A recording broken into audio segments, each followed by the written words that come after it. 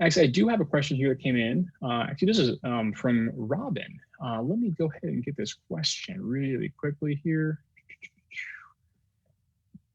Yeah, this is a good question here from Robin. This is basically a very similar question I think we had to earlier, is wonder if it's possible to overdo it with the Motus Hand to the point where you have more tightness and stiffness in your arm and your hand. This is a good one. And honestly, I think this is very much similar to some of the questions that are along the same sort of line to what we were talking about earlier about the appropriateness of dosing. I think the simple answer is yes, it is of course possible to overdo it with any sort of rehab intervention. That's true whether or not you're dealing with a neurologic injury or an orthopedic injury, or you're doing any sort of physical training. There is a point of diminishing returns, and then if you go past that point where you're not getting any more return, you run the risk of potentially hurting yourself. I think generally speaking, for repetitive task practice, that is a very high bar to achieve.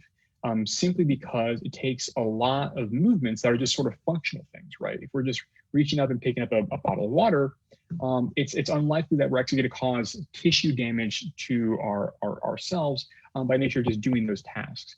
Now, if you end up doing a lot of, let's call it resistance work, like you're lifting weights, you're working with the stretchy band, these sorts of things, yeah, you can run the risk of causing some tissue damage that way. I think this is distinct from fatigue. I think you can get fatigue without lifting heavy weights, of course. And I think if you find that you're getting to that point where you're having some tightness because you're doing too much, Robin, I recommend maybe backing off 5-10 minutes of whatever you're doing now and going up to that point where you're not getting that sort of fatigue set in. And so you can recommend kind of self-titrating this. And this is where there's these tools I talked about earlier about kind of managing the amount of time that you change over, let's say, a week or a month, instead of going up in 30-minute chunks every day to the point where you're doing 5 or 6 hours of rehab a day. Maybe go up a couple of minutes a day in a very more gradual way.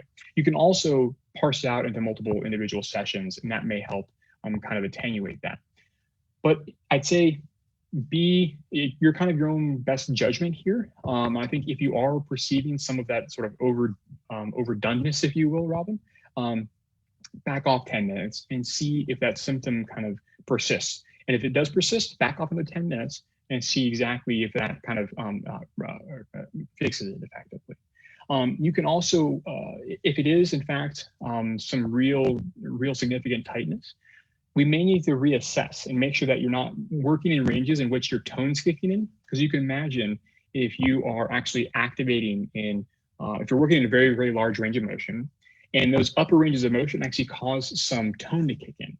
In that case, what's happening is you're kind of working against your own muscles, and that could potentially cause some problems. And what happens is if you do that long enough, that may actually cause sort of this reflexive tightening. So if you've ever been like an accident and you kind of tighten up to kind of protect yourself, that's kind of what your muscles can do here too, is they'll kind of tighten up to protect it.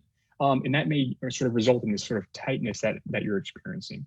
So that would be kind of the main recommendation there for you, Robin. Hopefully that helps a little bit.